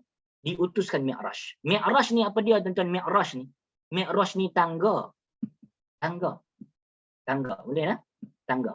Dan Nabi kata tak ada orang yang boleh sifatkan betapa cantiknya Mi'raj tersebut bila Nabi dia. Maka Nabi kita naik Mi'raj tersebut dengan Jibril sampai di langit yang pertama, Jibril bagi salam. Assalamualaikum. Penjaga langit pertama tu kata apa dia? Waalaikumsalam. Siapa tu? Jibril. Siapa dengan kamu Jibril? Muhammad. Dia tanya lagi, dah sampai masa ke? Dah sampai masa ke untuk Muhammad ni berjumpa dengan Allah? Jibril kata dah sampai. Dari sini juga kita belajar apa dia? Nabi ni terkenal di dunia sebelum dia dikenali. Nabi ni terkenal di langit sebelum dia dikenali di dunia. Sebab malaikat yang duk jaga langit itu dia tak kata Muhammad. Siapa dia? Muhammad. Malaikat tak kata itu. Malaikat kata, Muhammad, adakah dah sampai masa kita jumpa dengan Allah? Ya. Mana kata penduduk langit ni tahu siapanya Rasulullah sallallahu alaihi wasallam. Itu ni kita kena ambil ni. Dibuka langit yang pertama. Di langit yang pertama itu baginda Nabi SAW bertemu dengan Nabi Adam. Nabi Adam bila jumpa Nabi Adam kata apa dekat Rasulullah? Marhaban bibni salih wan nabiyyi salih. Nabi Adam kata selamat datang wahai anakku yang saleh. Selamat datang wahai seorang nabi yang saleh. Dan Nabi Adam doakan Rasulullah SAW dengan kebaikan. Nabi Adam diriwayatkan ketika itu bila dia tengok kanan maka Nabi Adam senyum, seronok. Tengok kiri, dia menangis. Sebab apa? Sebab bila dia tengok kanan, dia nampak roh anak cucu cicit dia yang masuk ke syurga Allah. Bila dia tengok kiri, dia sedih sebab dia nampak roh anak cucu cicit dia ini masuk ke dalam neraka Allah. Nampak tak? Maka tuan-tuan hadirin rahmatullah, saya nak bagi tahu apa dia. Ni dengar saya nak sebut ni. Apa dia? Nabi Adam boleh tahu, tengok siapa dia. Tahu dah anak cucu cicit dia yang masuk neraka, masuk syurga. Begitu juga baginda Nabi kita SAW, dia tahu amalan kita yang kita buat sekarang ini. Mana dia? Hadis riwayat Al-Bazzar. Baginda Nabi sebutkan, tu'radu alayya a'malukum. Fama ra'aitu min khairin hamidullah, wa ma ra'aitu min syarrin istaghfartullah lakum. Yang bermaksud, amalan kamu ini dibentangkan kepada aku. Mana-mana amalan yang elok aku nampak. Ketika aku dalam kubur aku itu, aku puji Allah, aku bersyukur kamu buat amalan yang elok. Mana-mana amalan buruk yang sampai dekat aku daripada kamu ini, aku tak duduk saja dalam kubur aku. Aku minta ampun dekat Allah. Untuk Allah ampunkan kamu. Mana kata kita malam ni buat majlis Isra' wal Mi'raj, nak menghayati Isra' wal Mi'raj itu berdasar daripada Al-Quran dan juga sunnah. Maka majlis kita pada malam ini dibentangkan kepada baginda Rasulullah sallallahu alaihi wasallam, dan tidak ada ibadah yang paling hebat selain menggembirakan baginda Rasulullah sallallahu alaihi wasallam. Alhamdulillah kita malam ni Rasulullah tahu amalan kita. Alhamdulillah. Baik, naik langit yang kedua sama juga assalamualaikum. Waalaikumsalam. Siapa dia tu? Jibril. Siapa dengan kamu? Muhammad. Dah sampai masa dia kena jumpa Allah? Ya, sampai dah. Maka di langit yang kedua itu baginda sallallahu alaihi wasallam bertemu dengan Nabi Isa dan juga Nabi Yahya. Kedua-dua mereka menyatakan selamat datang wahai saudara kami yang soleh, selamat datang wahai nabi yang soleh, dan kedua-dua mereka mendoakan kebaikan terhadap Rasulullah. Setiap kali naik itu Rasulullah mendapatkan doa daripada Nabi. Allah Taala nak muliakan baginda Nabi sallallahu alaihi wasallam. Boleh? Naik langit seterusnya jumpa dengan Nabi Yusuf alaihi salam, langit yang ketiga. Dan Nabi kita sebut Nabi Yusuf ini diberikan separuh kecantikan. Apa maksudnya? Allah Ta'ala ni, kita baca dalam Fatihah, Alhamdulillahirabbil alamin. Maha suci Allah, segala puji bagi Allah, Tuhan sekalian alam. Tidak? Alam tu ada berapa? Alam manusia, alam jin, alam tumbuh-tumbuhan, alam ikan, alam macam-macam alam. Dan setiap daripada kecantikan, daripada keseluruhan alam tu, separuh ada dekat Nabi Yusuf. Hebat tak hebat Nabi Yusuf macam ni? Kecantikan wajah dia. Sebab itu, bila geng-geng Zulaikha ni tengok muka Nabi Yusuf, Mereka terkejut, mereka terpotong jari, mereka tak sedar. Dan mereka kata, ni bukan manusia, ni malaikat ni. Sampai macam itulah mereka tengok kecantikan yang ada dekat Nabi Yusuf. Tak pernah mereka lihat kecantikan tersebut pada manusia biasa. Hebat Nabi Yusuf. Tapi baginda Nabi kita mendapatkan keseluruhan kecantikan daripada Allah. Buktinya apa dia? Nabi sebut dalam hadis, tidak Allah Ta'ala utuskan seorang Nabi itu melainkan rupa parasnya handsome, tampan, cantik, elok. Dan juga mempunyai suara yang merdu dan lunak. Dan sesungguhnya Nabi kamu ini, iaitu aku, orang yang paling sempurna, paling cantik rupa parasnya, yang paling indah dan merdu suara. Baginda Rasulullah mendapatkan keseluruhan kecantikan, sementara baginda Nabi Yusuf mendapatkan separuh kecantikan daripada Allah. Boleh? Naik ke langit seterusnya, jumpa Nabi Harun. Langit yang langit yang keempat, jumpa dengan Nabi Idris. Langit yang kelima, jumpa dengan Nabi Harun. Langit yang keenam, berjumpa dengan Nabi Musa alaihissalam. Bila jumpa dengan Nabi Musa, Nabi nak naik ke langit yang ketujuh. Diriwayatkan Nabi Musa menangis bila Nabi lintah dia. Cakap Nabi nak teruskan perjalanan, Nabi Musa menangis. Sebab apa menangis? Sebab ditanyakan pada Nabi Musa, sebab apa menangis? Sebab ada seorang Nabi dan Rasul diutuskan setelahku dan umatnya masuk ke dalam syurga lebih banyak daripada umat. Alhamdulillah kita umat Rasulullah sallallahu alaihi wasallam. Nabi Musa cemburu. Dan Nabi Musa dalam riwayat hadis yang lain nak tinggalkan jawatan Nabi, nak jadi umat Rasulullah. Sebab keistimewaan yang didapatkan oleh umat baginda sallallahu alaihi wasallam. Bertuah kita tuan-tuan, hadirin hadirat dirahmati Allah. Allah berkuasa pilih kita jadi umat Nabi lain. Tapi Allah sayang dekat kita. Dia pilih kita jadi umat kekasih dia sallallahu alaihi wasallam. Kena syukur banyak kepada Allah. Boleh? Baik. Naik ke langit yang ketujuh, berjumpa dengan Nabi Ibrahim alaihissalam. Jumpa dengan Nabi Ibrahim alaihissalam. Nabi Ibrahim ketika itu sandar dekat Baitul Ma'mur. Baitul Ma'mur di langit yang ketujuh. Baitul Ma'mur itu apa dia tuan-tuan? Kaabah dekat muka bumi. Orang buat haji, umrah dekat Kaabah. Boleh? Baitul Ma'mur itu pula seumpama Kaabah di muka bumi. Baitul Ma'mur itu Kaabah di langit. Macam tu. Malaikat buat haji, buat umrah di situ. Setiap hari masuk 70,000 malaikat tak akan keluar. Dan Baitul Ma'mur disebutkan dalam hadis, kalau kita baling batu daripada Baitul Ma'mur ke bawah, jatuhkan batu, akan tepat kena kepada Kaabah yang ada dekat Mekah. Kedudukan dia sama. Memang selari. Parallel. Boleh? Maka Nabi Ibrahim bila jumpa Rasulullah, dia pesan dekat Rasulullah. Ya Rasulullah, bagi tahu dekat umat kamu. Hak ni penting hadirin dirahmati Allah. Apa dia? Bagi tahu dekat umat kamu, tanah syurga ini cukup subur, cukup mekar, mudah tumbuh. Maka pesanlah kepada umat kamu, wahai Rasulullah, untuk memperbanyakkan tanaman dan pohon di syurga. Maka Rasulullah tanya, wa ma ghirasul jannah? Wahai Nabi Ibrahim, apa dia pohon syurga tersebut? Apa tumbuh-tumbuhan di syurga ini yang umat aku nak tanam? Nabi Ibrahim kata, banyakkanlah ucap la haula wala quwwata illa billahil aliyyil azim. Sesiapa yang mengucap la haula wala quwwata illa billahil aliyyil azim, Allah Subhanahu wa taala akan tanam satu pokok dekat dia di syurga. Allah Ta'ala akan tanam satu pokok untuk dia di syurga, dan dialah pemilik pokok tersebut. Makna kata di akhirat nanti, kita akan tengok pokok kita selaku tuan pokok itu akan masuk syurga. Dan kita akan dapatkan pokok kita ini. Makna kata orang yang ucap la haula wala quwwata illa billahil aliyyil azim akan masuk syurga. Itu pesan Nabi Ibrahim ni. Jangan tinggal. Dalam riwayat yang lain disebutkan subhanallah walhamdulillah wala ilaha illallah wallahu akbar. Siapa yang sebut akan menanam pokok di syurga dan dia akan masuk ke syurga Allah Subhanahu wa taala selaku tuan pokok. Boleh faham tak? Ni kena sebut selalu. Duduk saya saja subhanallah walhamdulillah wala ilaha illallah wallahu akbar wala haula wala quwwata illa billahil aliyyil. Gabung selalu sebut hak ni tuan-tuan puan-puan, inilah yang akan mewajibkan kita masuk ke syurga Allah. Boleh nak? Teruskan sedikit lagi bila sampai di Sidratul Muntaha. Sidratul Muntaha ni apa dia tuan-tuan? Sidratul Muntaha ni pokok. Muntaha tu apa dia? Muntaha tu yang terakhir. Pokok yang terakhir. Dan Nabi kita bila sampai di Sidratul Muntaha itu dia sambut kedatangan Nabi kita. Daun-daun dia bertukar menjadi sangat elok sehingga Nabi kata, ini juga tak ada orang boleh sifatkan betapa cantiknya Sidratul Muntaha ketika dia menyambut Nabi SAW. Maka bila dia melepasi Sidratul Muntaha, ni akhir Isra Mi'raj dah. Apa dia? Maka di situlah baginda Sidratul Muntaha tu tuan-tuan. Tak ada malaikat yang pernah sampai lebih daripada Sidratul Muntaha. Nabi seorang saja yang sampai lepas daripada. Ni kelebihan Nabi kita sallallahu alaihi wasallam. Ketika itulah ditakdirkan oleh Allah, bertemulah baginda Nabi sallallahu alaihi wasallam dengan Allah Subhanahu wa taala.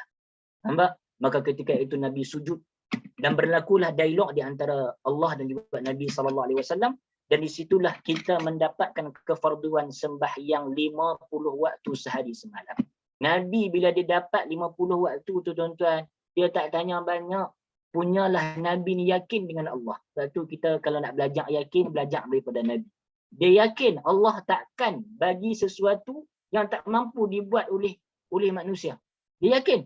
Maka Nabi kita tak cakap banyak, selesai dapat 50 sembahyang tu, Nabi turun. Turun tu jumpa dengan Nabi Musa. Bila jumpa dengan Nabi Musa AS, Nabi Musa ni tuan-tuan, dia kan nak tengok Allah tak boleh. Betul tak dalam surah Taha?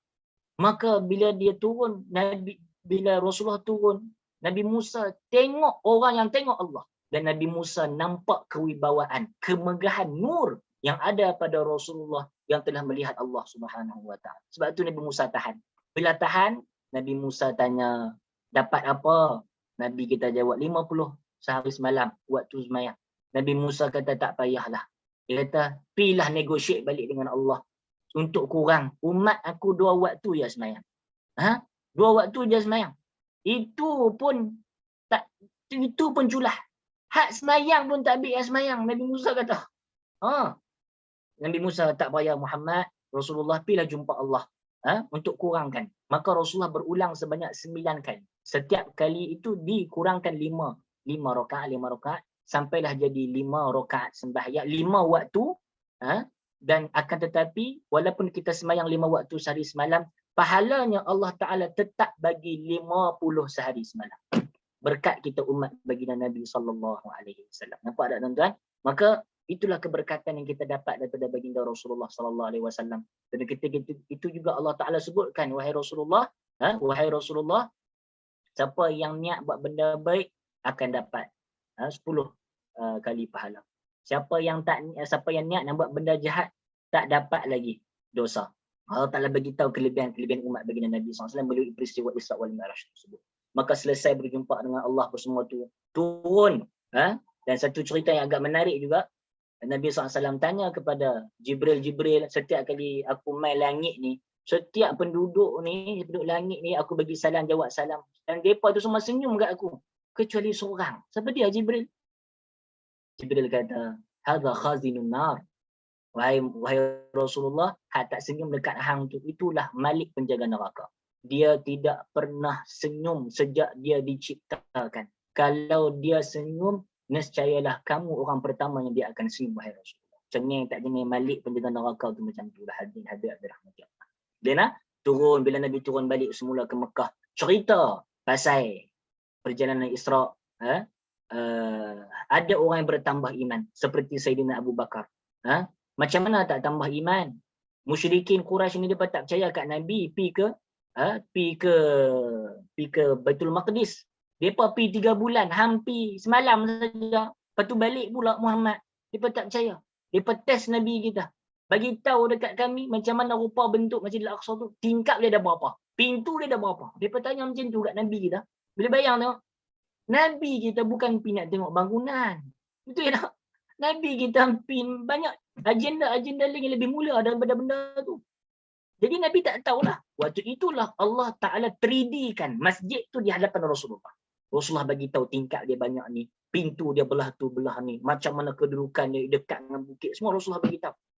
Bila dengar Abu Bakar dengar macam tu, asyhadu annaka ya Rasulullah. Aku bersaksi sesungguhnya engkau sememangnya utusan Allah. Bertambah lagi iman Abu Bakar radhiyallahu anhu. Karena itulah baik Abu Bakar bila percaya sungguh peristiwa Isra wal Mi'raj ini, dia diberikan gelaran As-Siddiq yang benar karena keimanannya hebat membenarkan baginda Nabi sallallahu alaihi wasallam. Tidak kurang juga ada yang murtad, yang lemah imannya, tak percaya Isra wal Mi'raj ini, murtad keluar daripada agama Rasulullah sallallahu alaihi wasallam. Maka itulah respon orang masing-masing mengikut kadar iman yang ada dalam hati masing-masing. Jadi saya rasa alhamdulillah malam ni kita rungkai banyak benda tentang Isra wal Mi'raj, kita menghayati Isra wal Mi'raj, dan moga-moga tercapai objektif kita pada malam ini, dan insya-Allah tuan-tuan mendapatkan manfaat. Kalau tidak banyak, dapatlah sikit pun tak apa. Janji kita ingat, kita amal, dan kita dapatlah menghayati dengan sebenar-benar penghayatan tentang peristiwa Al-Isra wal Mi'raj yang diberikan selaku anugerah kepada baginda Nabi kita sallallahu alaihi wasallam. Saya rasa sekadar itu dulu. Saya minta ampun, minta maaf ambil masa lama tuan-tuan puan-puan. InsyaAllah kita akan bertemu lagi kalau ada di kesempatan yang akan datang. Dan saya minta ampun, minta maaf kalau terkasar bahasa, tersalah bicara.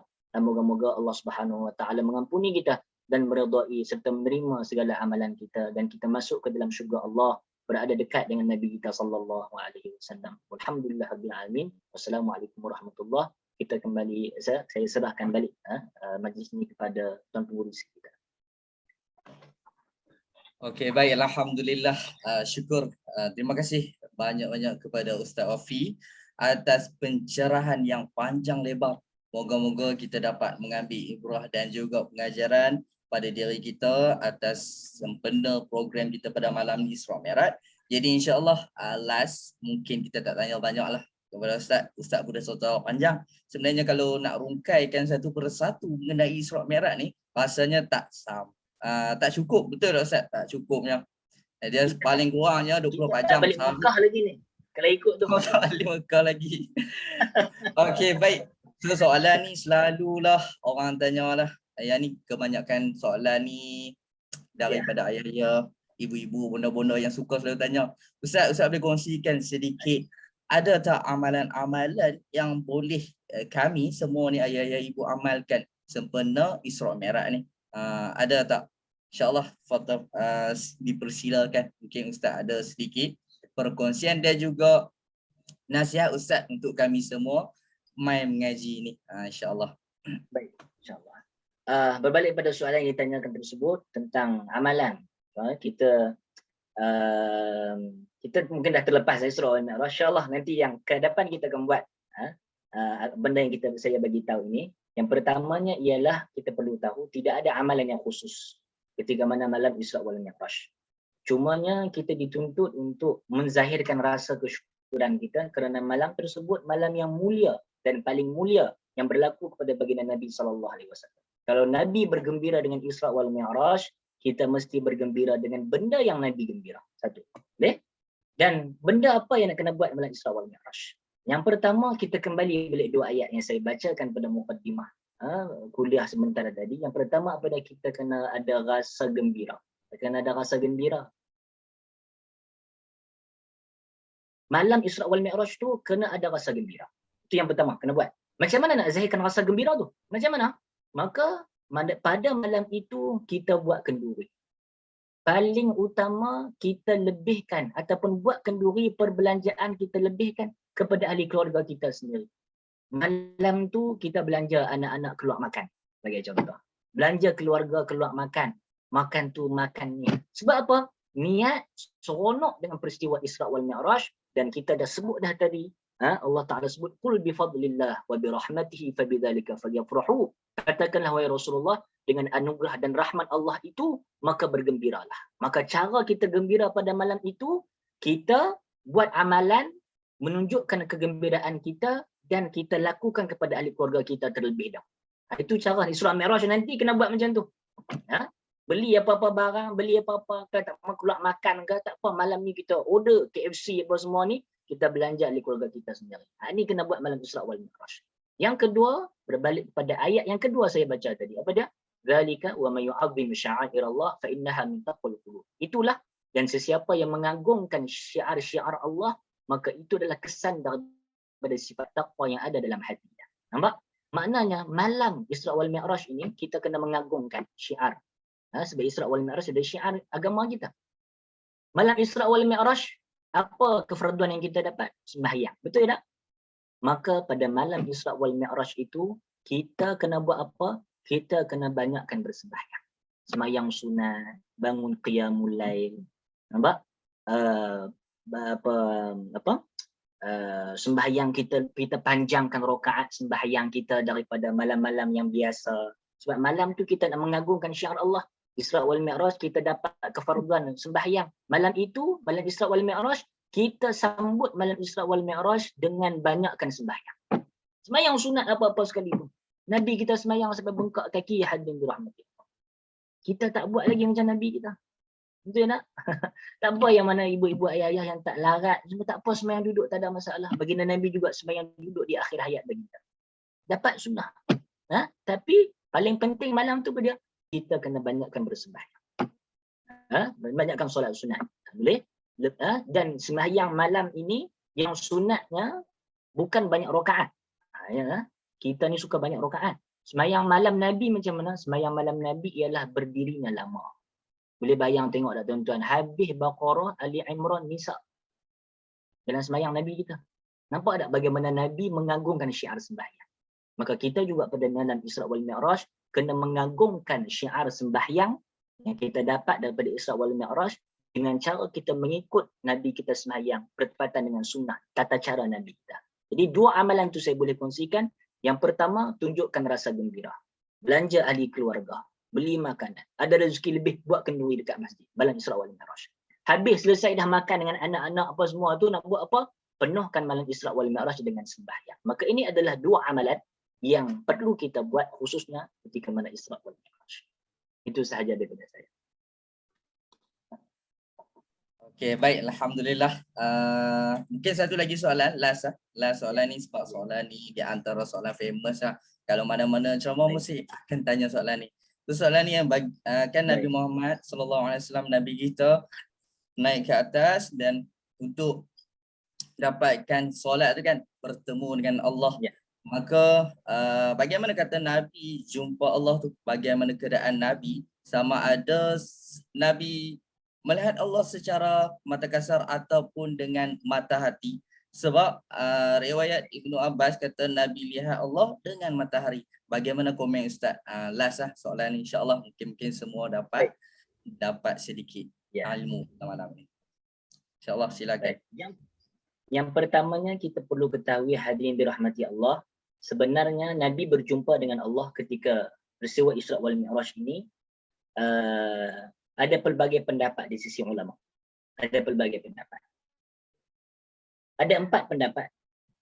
Pendapat yang pertama ialah Nabi kita bertemu dengan Allah dan melihat Allah dengan mata kasar baginda. Tanpa apa dia? Tanpa Allah Ta'ala itu ada arah dan bertempat. Lagu mana Ustaz nak tengok benda tapi tak ada tempat, tak ada arah, tak pernah jadi lagi. Itulah Allah. Itulah Allah. Allah ni kan tak sama macam kita. Laisa kamitslihi syai', betul tak? Innahu huwas samiul basir. Ya? Laisa kamitslihi syai'. Allah Taala tu tak sama dengan kita. Kita ada tempat, kita ada arah. Saya tengok arah depan. Nampaklah tuan-tuan. Allah Taala wujud tapi tidak ada arah dan tidak bertempat. Maka Nabi tengok Allah dengan mata kasar tanpa ada arah, tanpa ada tempat. Bagaimana? Wallahu a'lam. Itulah Allah Subhanahu wa taala. Dia tak sama dengan makhluk. Boleh? Pendapat yang pertama. Pendapat sahabat tu Ibnu Abbas. Ibnu Abbas, saya perbetulkan, Ibnu Abbas menyebutkan Nabi kita melihat Allah dengan mata kasar. Tanpa Allah Ta'ala itu bertempat dan berarah. Dan ini akidah Ahlussunnah wal Jamaah. Allah tu wujud tanpa bertempat. Boleh? Dan yang kedua, pendapat kedua ialah Nabi tidak melihat Allah, tidak bertemu dengan Allah semasa Isra wal Mi'raj. Ini pendapat siapa dia? Pendapat Sayyidatuna Aisyah. Sayyidatuna Aisyah. Pendapat yang ketiga, Nabi jumpa dengan Allah tapi dengan mata hati. Ya? Tuan-tuan tahu mata hati ni macam mana? Mata hati ni tuan-tuan pun bisa tahu kan? Contohlah ada orang, aku tahu dah esok nak jadi hati. Dia tahu dah. Orang hati dia kalau cerah ni, Allah Ta'ala bagi kelebihan, dia tahu, betul tak? Dia macam nampak dah peristiwa tu jadi. Kita tengok jadi sungguh. Betul tak? Mata hati dia. Maka begitulah kalau kita nak buat bandingan, Nabi kita nampak Allah dengan mata hati baginda sallallahu alaihi wasallam. Nak terang lebih lanjut ni tak tahu nak cerita macam mana. Tapi Nabi kita tengok Allah dengan mata hati. Pendapat yang ketiga. Pendapat yang keempat disebutkan, pendapat yang keempat disebutkan kita tawakuf ni apa dia? Kita tak kata Nabi jumpa Allah, kita pun tak kata Nabi tak jumpa Allah. Boleh nah? Kita ada 4 pendapat. Dan keempat-empat pendapat ini hadirin-hadirat dirahmati Allah tidak ada masalah untuk dipakai. Tidak ada masalah. Sebab benda ni bukan benda ijma'. Benda bukan disepakati macam semayang. Memang Zuhur Zuhur 4 rakaat. Tak boleh orang lain walaupun sesiapa sebut sembahyang Zuhur ni 5 rakaat. Memang sepakat, tak boleh. Tapi benda Nabi tengok Allah ni, dia bukan sepakat para alim ulama, tidak. Dia memang ada pendapat. Dan kita dalam Islam memang ada pelbagai pendapat. Betul tak? Nak pegang pendapat yang mana pun tidak ada masalah. Cuma kata guru saya, Syekh Hisham Kamil, guru saya di Al-Azhar, guru kami di Al-Azhar Al-Sharif, dia sebutkan pendapat yang kuat yang dipakai ialah Nabi kita bertemu dengan Allah dan lihat Allah dengan mata kasar baginda sallallahu alaihi wasallam, tanpa Allah Taala itu bertempat, tanpa Allah Taala itu berarah. Itu yang pendapat yang rajih, yang kuat, yang boleh kita pakai. Boleh? Begitu penjelasan saya. Tidak perlu bergaduh, nak pegang pendapat lain tidak ada masalah. Kita pegang pendapat ini, orang tak boleh kata apa dekat kita. Itu sahaja. Wallahu a'lam. Okey, baik, terima kasih banyak-banyak. Jazakumullah khairan kasih kita ucapkan kepada Ustaz Wafi. Terima kasih atas panjang lebar dan juga daripada soalan-soalan kita pun Ustaz jawab dengan orang kata apa yang terbuku di hati ni sudah terjawab. Okey, baik. Alhamdulillah, terima kasih banyak-banyak. So selepas ni kita ke sesi kuis untuk soalan dan pertanyaan kepada ayah-ayah, ibu-ibu. Soalan dia tak susah pun, semua mudah-mudah saja. InsyaAllah. Okey, terima kasih banyak-banyak Ustaz Abdul Wafi. Alhamdulillah, sama-sama.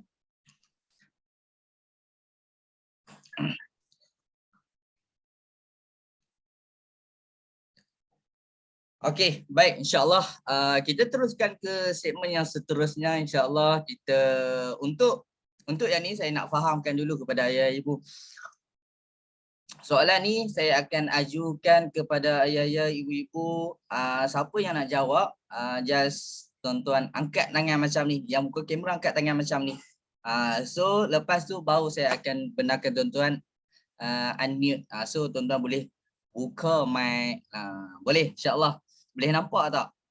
Saya akan tengok yang mana buka saja kamera.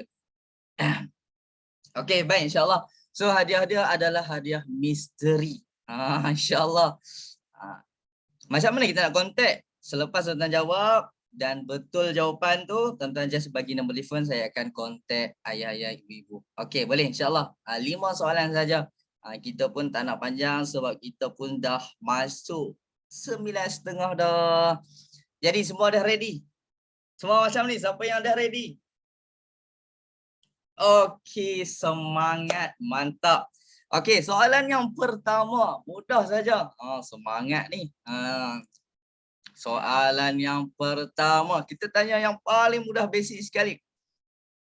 Apa makna Isra dan Mi'raj? Angkat tangan cepat, saya kira 1, 2, 3.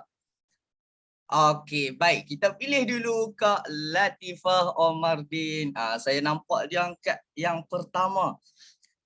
Boleh Kak Latifah? Okey, baik. Kak Latifah boleh buka mic. Okey, baik, insya-Allah. Assalamualaikum Ustaz. Waalaikumsalam. Bertemu lagi kita malam ni. Alhamdulillah. Okey, makna Isra' tu perjalanan daripada Masjidil Haram ke Masjidil Aqsa. Lepas tu makna Mi'raj tu Masjidil Aqsa naik jumpa Allah. Sidratul Muntaha. Okey, baik. Tahniah, bagi tepukan. Alhamdulillah. Kepada Kak Latifah Omardin. InsyaAllah, Kak Latifah boleh bagi nombor phone tak? Ataupun Kak Latifah boleh PM kita. Sekejap lagi nanti, okey lah, ambil je lah 012 012 338 338 3497. 3497. Okey, Ya, baik, Kak. insyaAllah. Nanti Ustaz Syazwan akan kontak Kak Latifah Omardin. Okey, Alright. soalan yang kedua. Siapa nak teruskan soalan yang seterusnya? InsyaAllah ready ya. Saya akan tengok dekat bahagian siapa yang buka dan angkat tangan macam ni. Saya terus akan sebut nama orang tu dan tuan-tuan boleh unmute kan. Okey, baik. Soalan yang kedua. Soalan yang kedua ni pun mudah juga. InsyaAllah. Soalan yang kedua ini kenapa dan mengapa kita perlu mengagungkan kisah Isra dan Mi'raj ni? Siapa yang nak jawab? Angkat tangan, saya tak nampak lagi. Kenapa? Simple je, jawablah. Betul ataupun tidak, saya yang tentukan. Kenapa dan mengapa kita mengagungkan kisah Isra dan Mi'raj? Okey, siapa yang nak jawab? Kak Rokiah? Okey, baik. Kak Rohaya Hamzah. Okey, Kak Rohaya Hamzah, boleh buka mic. Lamzah. Okey, Rohaya Lamzah. Boleh buka mic, insya-Allah. Boleh tak unmute? Tak dengar suara.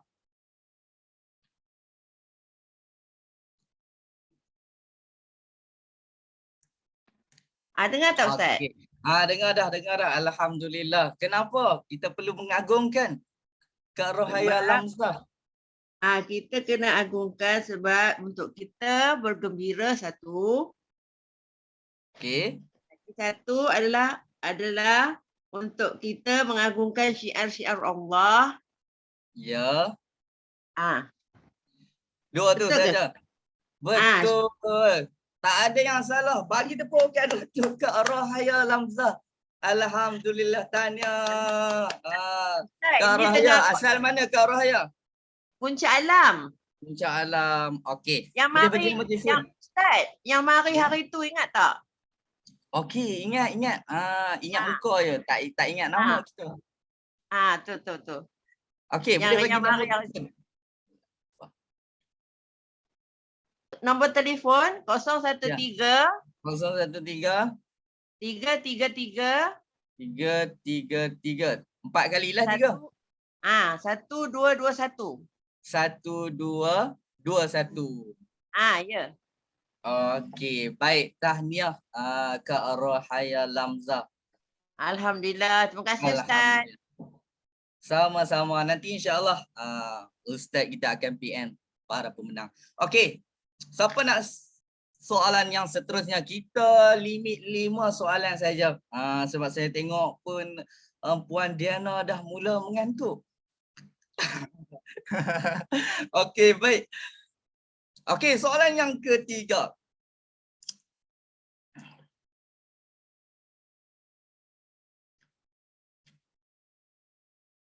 Soalan yang ketiga. Apa? Okey, ingat tak pesanan Ustaz yang terakhir? Apakah amalan yang kita boleh lakukan sempena Isra Mi'raj? Ada 2 soalan, ada 2 jawapan dah. Okey, baik. Saya nampak yang pertama. Belum habis lagi soalan, dia dah angkat tangan dah. Okey, baik. Nama dia Cik Siti Roslaini. Okey, boleh buka mic. Puan Cik Siti Roslaini. Apa dia amalan tu?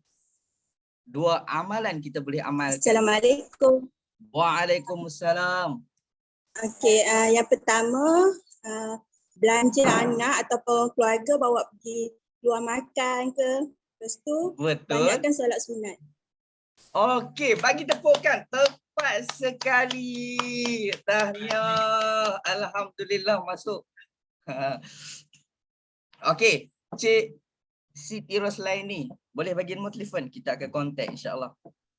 017 013. Tak ingat nombor telefon tak? 017 Ustaz. Okey, 017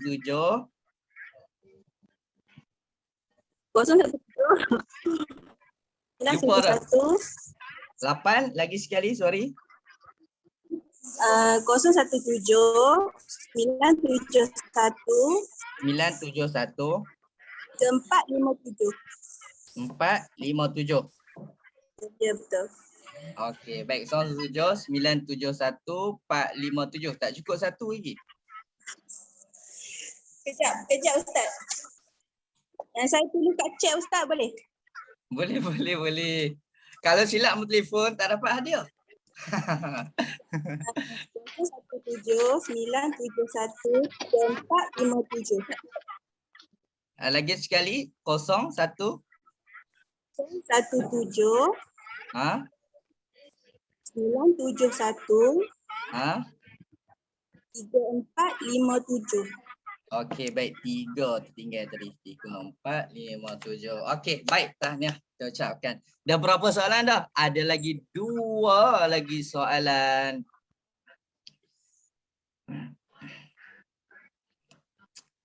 Apa soalan yang nak tanya? Okey, soalan ni paling susah.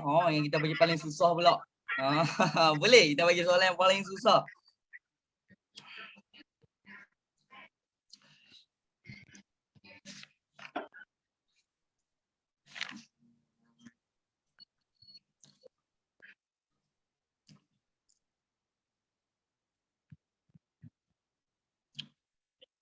Okey, soalan dia nak kata susah pun tak, nak kata senang pun tak. Jadi dia berada di tengah-tengah. Apakah kisah sedih yang berlaku pada baginda Nabi Muhammad sallallahu alaihi wasallam sebelum peristiwa Isra Mi'raj? Okey, boleh. Lagi sekali, saya nampak dah 2-3 orang angkat tangan tadi. Saya kira lagi sekali. Okey, lepas 3 saya nampak, saya pilih terus dia. 1, 2, 3. Okey, baik. Saya nampak yang terpantas angkat tangan. Sebab ada 4 dengan 5 orang yang angkat tangan. Okey, nama yang terpantas angkat tangan adalah Puan Ropiah. Boleh buka mic Kak Ropiah.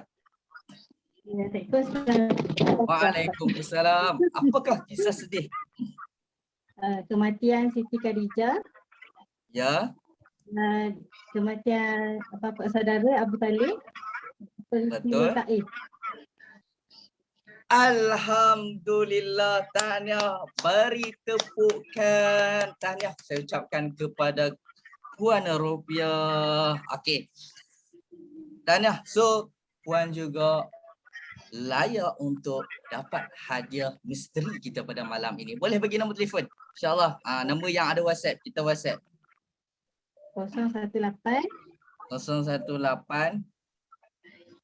2 2 09 09 096.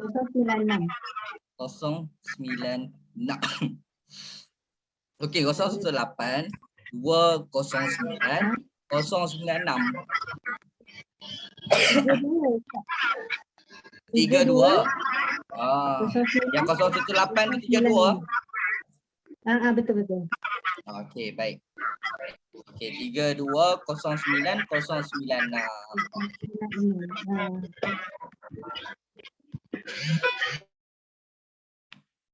Okey, baik. Alhamdulillah. Ada berapa dah pemenang kita? Pemenang yang keempat, Kak Ropiah. Okey, yang terakhir, last. Ustaz ada soalan nak tanya last. Tak kisah. Mudah ke, susah ke, sederhana ke? Okey. Mari. Okey, kita perkenalkan. Yang Tanya- spesial kita bawakan khas. Tanya nama special. moderator. Oh, subhanallah. Okey. Soalan dia luar pada kotak berapa? Luar daripada kita punya malam ni sebab soalan yang terakhir.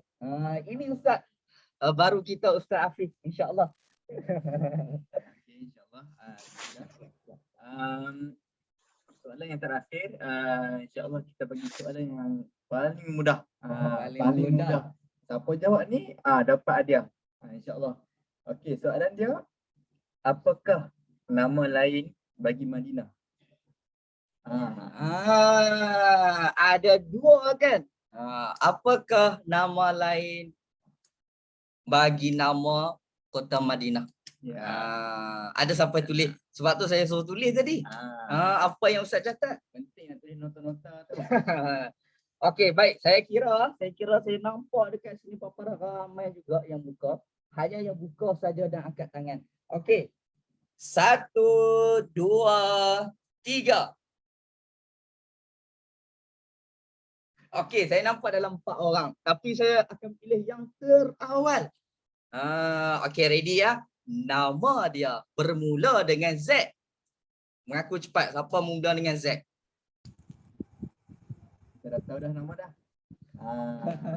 Siapa dia Ustaz Hafiz?